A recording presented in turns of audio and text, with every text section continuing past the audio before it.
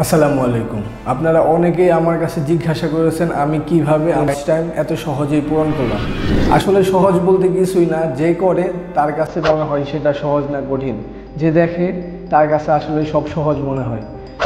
60,000 ঘন্টা watch time পূরণ করার জন্য আমার প্রথমেই কোয়ালিটিফুল কন্টেন্ট করতে হয়েছে। আর কোয়ালিটিফুল কন্টেন্ট আসলে বানাইতে আপনার প্রথমে একটা স্ক্রিপ্টের দরকার হবে, একটু প্র্যাকটিসের দরকার হবে। প্র্যাকটিস না করলে আসলে কোনো কিছুরই পারফেকশনটা পাওয়া যায় না।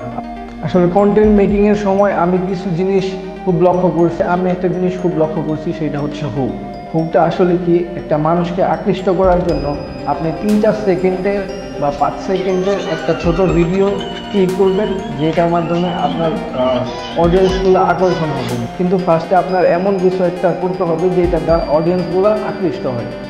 তারপর আপনি যেটা করবেন সেটা হচ্ছে আপনার ভিডিওটা একটু লং করার চেষ্টা করবেন। লং বলতে 3-4 মিনিট 5 মিনিটের ভিডিও, এমন না যে 1 ঘন্টা। আপনি লাইভ করলে 1-1.5 ঘন্টা করতে পারেন, কোনো সমস্যা নেই। কিন্তু আপনি যদি কন্টেন্ট করেন সেই ক্ষেত্রে আপনার চিন্তা করতে হবে আমার কন্টেন্টটা যাতে 3 থেকে 4 মিনিটের বেশি হয়।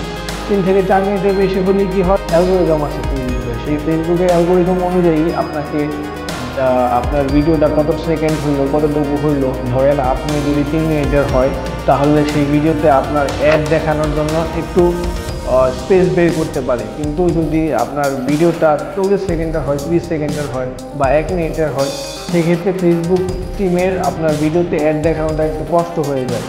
সেক্ষেত্রে তারা কী করে, নিচে আপনার দেখবেন নিচে কিছু অ্যাড আছে, নিচে চলে আসে।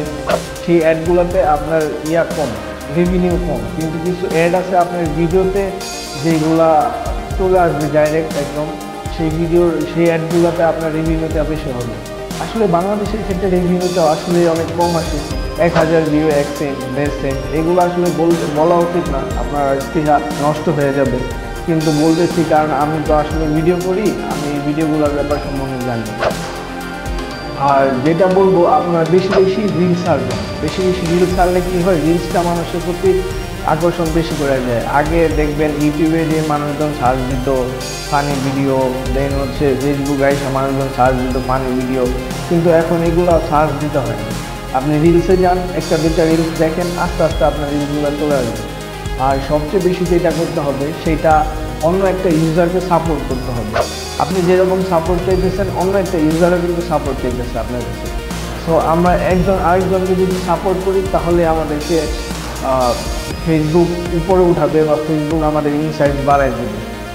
সাপোর্ট বলতে আমরা এখানে ফলো টু ফলো বলতেছি না। যদি এরকম হয় যে আপনি একজনকে ফলো করলেন, সে আপনাকে ফলো করলো, সেক্ষেত্রে কোনো কাজ হবে না, কারণ ফেসবুক বুঝতেই পারবে